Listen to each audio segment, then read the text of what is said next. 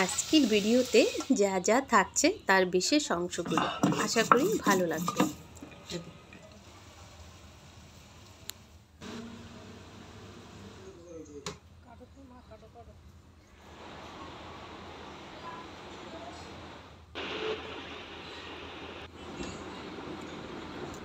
সবাইকে আসসালামু আলাইকুম, সেই সঙ্গে সবাইকে শুভ সকাল। আজকে আরও একটি নতুন ব্লগ এবং রান্নাবান্না যা যা থাকছে অবশ্যই দেখতে থাকুন, ভালো লাগবে। দরজার সামনে একটা লতা গাছ, একটু পানি দিয়ে আসি। আর এরই মাঝে যারা ভিডিও দেখা শুরু করেছেন, প্লিজ যারা এখনও লাইক দেননি অবশ্যই আপুর ভিডিওতে লাইক দিয়ে কন্টিনিউ করবেন আর আমার ফ্যামিলি মেম্বার্স হয়ে থাকবেন। সবাই যে যেখানে আছেন আশা করি ভালো আছেন, সুস্থ আছেন। দেশ এবং দেশের বাইরে সকল আপু ভাইয়ারা, আঙ্কেল আন্টিরা, ছোট ছোট সোনামণিরা, সব টাইপের বয়সের মানুষগুলো আমার ভিডিওগুলো দেখেন, অসংখ্য ভালোবাসা। তো প্রথমে গ্রিন টি আর ডিম দিয়ে শুরু করলাম। সকালবেলাটা হালকা পাতলাই খাওয়া হয়, তো বাচ্চারা তো একদম চিনি ছাড়া গ্রিন টি বা এসব খাবেই না। ওদের জন্য আবার এই দুজনার নুডলস তৈরি করলাম। এদিকে নুডলস চুলায় দেওয়াতে আকাশটা মেঘলা, বৃষ্টি বৃষ্টি ভাব, আর বারান্দাতে কাপড় ভর্তি চলে আসলাম কাপড়গুলো আবার দেখতে। দেখুন আকাশটা একদম গভীর হয়ে আছে, মেঘলা মেঘলা মেঘলা আকাশ। দেখতেছি যে বৃষ্টির ছিটা পড়ে কিনা। কাপড় কিছুটা ওই যে খাটের উপরে রাত্রে রেখে দিয়েছিলাম। আর এদিকে আবার আসলাম, নুডলসটা বেড়ে বাচ্চাকে দিয়ে দিচ্ছি। আর আগের দিন স্যুপ রান্না করেছিলাম, সে বাটি ধুয়ে রাখছিলাম, সে বাটিগুলো এখন গুছিয়ে রেখে দিব। সকালবেলা কাজ, কিচেনের যে কাজকর্ম থাকে এগুলো চা নাস্তার পরে ক্লিন না করলে ভালো লাগে না। প্রথমে তো পরিষ্কার করে নেই, এরপরে সমস্ত কাজকাম শেষ করে দুপুরে রান্নায় চলে আসলাম। এখানে চিংড়ি মাছগুলো বড় সাইজের, একটু হলুদ মরিচ লবণ মেখে রেখেছিলাম। আর এই লাউ দিয়ে আজকে চিংড়ি মাছের দারুণ একটা রেসিপি। আজকে অদিনে যে লাউটা এতটা মজার হবে মাশাআল্লাহ ভাবতে পারিনি। কচি লাউটা তেল দিয়ে লবণ দিলাম, একটু হলুদ, তাতে ছিটে কম তেলটা। চিংড়ি মাছগুলো একটু ভেজে নেব হালকা। আর বড় টাইপের মাছ দেখে আমি এইভাবে করে একটু রান্না করছি। তবে চিংড়ি মাছগুলো বেশি আবার ভাজা যাবে না, হালকা ভাজা দিব, কালারটা আসবে, উঠে নিব।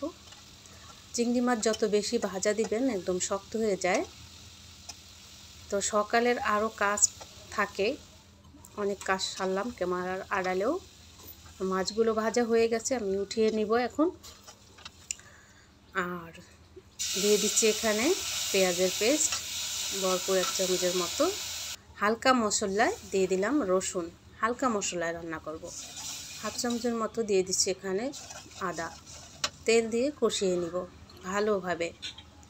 লাউ তরকারিতে অতিরিক্ত মশলা দিয়ে কিন্তু আবার ভালো লাগে না বেশি বেশি, তো হালকা মশলা দিয়েই রান্নাটা করছিলাম। দিয়ে দিচ্ছি জিরার গুঁড়া, ধনিয়ার গুঁড়া 1/2 চামচ করে। এখন আমি পানি দিয়ে ভালো করে একটু কষিয়ে নিয়ে হলুদের গুঁড়া, মরিচের গুঁড়া দিয়ে দিলাম 1/2 চামচ করে। কালার হালকা এবং আর দারুণ একটা কালার আসবে। লাউগুলো দিয়ে দিলাম, এতগুলো লাউ দেখা যাচ্ছে, দেখবেন একটুখানি হয়ে গেছে। লাউ তরকারি তো আমার ভীষণ প্রিয়।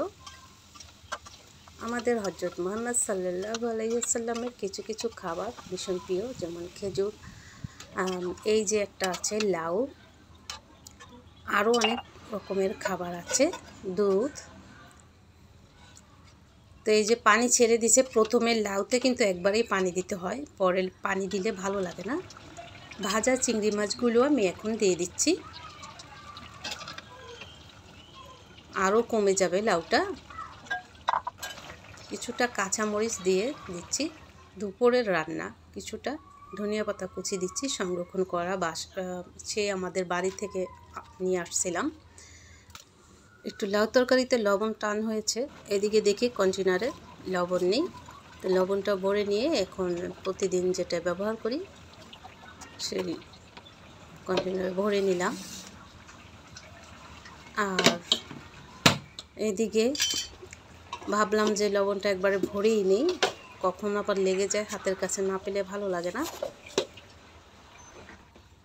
তো যাই হোক, আমার লাউ তরকারি প্রায় হয়ে আসছে। লাউ তরকারি কিন্তু বেশি জাল দিলে আবার টক টক লাগে, সিদ্ধ হলে ঝোলটা টানলেই কিন্তু নামাতে হয়। নামিয়ে নিলাম। আর কালারটা দেখুন, যেমন কালার হয়েছে তেমনি খেতে হয়েছিল মাশাআল্লাহ। আজকের গলার সুরটা বারবার ভেঙে যায় এরকম লাগছে, গলায় মানে শুকিয়ে যাচ্ছে। তো এইদিকে তো চিংড়ি মাছ বাচ্চা খাবে না একটা, তো এই জন্য আমি আবার একটা ডিম পোস্ট করে দিচ্ছি। ওই লাউ তরকারি ঝোল আর চিংড়ি মাছ দিয়ে দিব। আর আরও একটা রেসিপি আপনাদের সঙ্গে শেয়ার করব, অসাধারণ। তো ডিমটা এদিকে ভেজে দিচ্ছি। আর এদিকে আমি আসছি, সারাক্ষণ মন চাইতেছে যে চাপা শুটকি ভাপা খেয়েছি, তো অনেক দিন হয় এভাবে রান্না করে খাই না। তো ভালোভাবে পুঁটি মাছের চাপা শুটকি নিয়েছি, মাথা ফেলে ধুয়ে, আর কয়েকটা শুকনো মরিচ, পেঁয়াজ আর কয়েক পিস রসুন নিয়েছি। আর আমি যেভাবে করছি জানি না এভাবে কয়জন খেয়েছেন কিনা, যদি না খেয়ে থাকেন আশা করি খেয়ে দেখবেন, সত্যি হারিয়ে যাবেন এর স্বাদে। আর আমি পেঁয়াজটা কিন্তু একটু ছেঁচা দিব, মিহিস করব না, মাছটাকে যত পারি মিহিস করে নেব, যেহেতু মাছটা কাটা থাকে, কাটা যেন না থাকে। ভালোভাবে মিক্স করে নেব, সাথে রসুনটা। তো পেঁয়াজটা ছেঁচা দিয়ে নিয়েছি, আর এই যে শুটকিটা আলাদা ভর্তাটা করে নিয়েছি।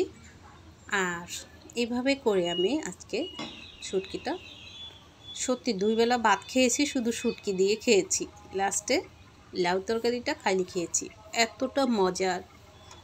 তো পেঁয়াজের যে উপকরণটা আগে দিয়ে দিলাম, তেল দিয়ে দিচ্ছি। তেলের পরিমাণটা একটু বেশি দিবেন, অনেকক্ষণ কষাতে হবে, তেলটা তখন থাকে না। সামান্য হলুদের গুঁড়া আর জিরার গুঁড়া, লবণ দিয়ে দিলাম। ভালো করে একটু নাড়াচাড়া দিয়ে এখন এইদিকে আমি আবার সেই পুঁটি মাছের চাপা শুটকিও দিয়ে দিলাম, মিশিয়ে নিব ভালো করে। কেমন লাগে আমাদের রান্না ব্লগ ভিডিও, রান্না বান্না কাজকর্ম, অবশ্যই কমেন্টস করবেন প্রিয় সবাই। আশা করি সবার ভালোবাসায় এগিয়ে যাব, সবাই কমেন্টস ভালো ভালো এবং সাথে থাকলে কাজে অনুপ্রেরণা যোগাবে। আর ভিডিওগুলো অবশ্যই শেয়ার করে দিবেন। দেখুন কালারটা মাশাআল্লাহ। আমি কিছুটা লেবুর রস দিলাম, আপনারা চাইলে লেবু পাতা যদি থাকে দিয়ে দিতে পারেন। তো এখন ভালো করে কষিয়ে নিব, পানিটা দেওয়ার পরে পানিটা টেনে নিব। দেখুন কত সুন্দর হয়েছে, আমি নামিয়ে ফেলবো, অনেকটা জাল পড়েছে ক্যামেরার আড়ালে। আর লোভ সামলাতে না পেরে আমি কি করেছি, গোছলের আগেই ভাতটা খেয়ে নিয়ে বাকি কাজটা সেরেছি, মানতে পারেনি সত্যি। তো এদিকে ফুটানো পানি দিয়ে দিচ্ছি, খাবারের পানি ফিল্টারটা খালি হওয়ার আগেই চিন্তা হয়। আর এদিকে দুধ গরম দিয়েছি, আর এদিকে একটু ঢেকে রেখে এরপরে বিশ্বাস করুন আমার লোভ সামলাতে পারিনি, গরমা গরম ভাত নিয়ে নিলাম, 1 পিস লেবু নিয়ে নিলাম। লেবুটা 1 পিস হলে আর এই যে শুটকির এই আইটেমটা হলে আর কিছু দরকার পড়বে না। আমি যেভাবে করলাম শুধু সেইভাবে, পেঁয়াজটা একদম মিক্স করে বাটবেন না, আনামানামে একটু রাখবেন। সত্যি মাশাআল্লাহ এতটা মজার হয়েছিল। আমাদের মেয়েদের তো বেশি পছন্দ, তাই না? অনেক সময় ছেলেরাও কিন্তু শুটকি পছন্দ করে। তো ক্ষুধাও লেগেছিল, অনেকটা ক্ষুধা লেগেছিল। সকালে তো হালকা পাতলা দেখলেন একটা ডিম আর গ্রিন টি খেলাম, মাঝে মাঝে তো ওই যে লেবুর রসও খাই, প্রতিদিন খাওয়া হয় আবার মাঝে মাঝে খাওয়ায় না। তো একটু রেস্ট নিয়ে ঘরটা মুছতে আসলাম আর কি, রুমগুলো মুছতে আসলাম। তো যাই হোক, জানেনই তো একা একা কাজ করি, অনেক কাজ থাকে, বসে থাকি না, সত্যি গৃহিণীদের কাজ নেই শহরে এরকম অনেকের ধারণা, আসলে না। আমি কিন্তু ক্যামেরার আড়ালেও অনেক কাজ করি, আপনাদের দেখাবো বলে যে করি তা না, তবে ভিডিওগুলো লং হয়ে যায় আরও বেশি, তাই ওই কাজগুলো ক্যামেরার আড়ালেও করি। তো দেখতে থাকুন, আমি মুছে নিচ্ছি। আর দুদিন ধরে ওয়েদারটা দারুণ ঠান্ডা, সত্যি ঠান্ডা, বৃষ্টি বৃষ্টি ভাব, হালকা বৃষ্টি এই হচ্ছে না, খুব ভালো লাগছে। মহান আল্লাহ তাআলা গরমের দিনে শুধু গরমের তাপটাই যদি দিয়ে রাখতেন কী যে হতো। তাই ভালোবেসে মহান আল্লাহ এই গরমের সময়ও কিন্তু ঠান্ডারও ব্যবস্থা করেছেন।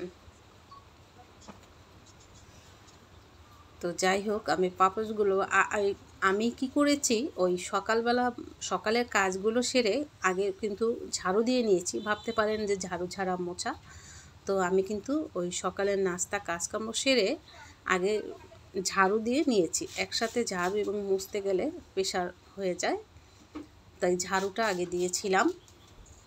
তো যাই হোক, দ্রুত দেখালাম, কিন্তু প্রায় 1 ঘন্টার মতো লেগে যায় মুছতে। আমাদের নিজেদের কাজ কিন্তু পরিপাটি হয়, যে বোয়ারা 10-15 মিনিটেই মুছে জায়গা। তো যাই হোক, লাঠিটা একটু শুকাতে দিলাম, আর এদিকে কাপড়গুলো গুছিয়ে নেব। কাপড়গুলো এদিকে আমি গুছিয়ে নিচ্ছি, জায়গায় রেখে দিলাম। তো মোটামুটি কাজ শেষ। তো খাওয়া দাওয়া শেষে রুম মোছার পরে গোসল নামাজ, এরপরে আর শেয়ার করিনি। তো রাত্রের বেলাও কিন্তু খাবার দাবার হয়ে গেছে। আর এদিকে আমের দুধের জুস খাবে বলে আমি জুস তৈরি করে নিব। তো আমটা ভালো করে কেটে নিয়ে আমি চিনি দিয়ে দিচ্ছি, আর চিনির সাথে ভালো করে যে দুধটা যে গরম করেছিলাম সেই মিশিয়ে নিচ্ছি। তো এইভাবে জুস কারা কারা পছন্দ করেন, আমার তো ভীষণ ভালো লাগে এইভাবে খালি খেতে। আর ভাতটা খেলে আম কষলানোটা আলাদা করি, আর দুধটা আলাদা নিয়ে ভাতের সাথে খেয়ে নিই। তো যাই হোক, রাত্রের খাবার দাবারও কিন্তু হয়ে গেছে। এরপর লাস্টে আমি ভাবলাম আম আছে, তো দিয়ে দিলাম। ছেলে আবার সর পছন্দ করে, তো আলাদা সর দিয়ে দিলাম। তো সবাইকে আর কি দিয়ে দিলাম। তো আজকে মাঝখানে দুপুরে রেস্ট নিয়ে একেবারে সন্ধ্যার পরে আসলাম আপনাদের সামনে। আর সবাই যার যার মতো টিভি দেখছে। আর এদিকে আমার কিচেন একদম ক্লিন হয়ে গেছে, আর এদিকে আমি ওই বেসিংটারই করে দিলাম। তো আজকে এই পর্যন্তই, ভালো থাকবেন, আল্লাহ হাফেজ।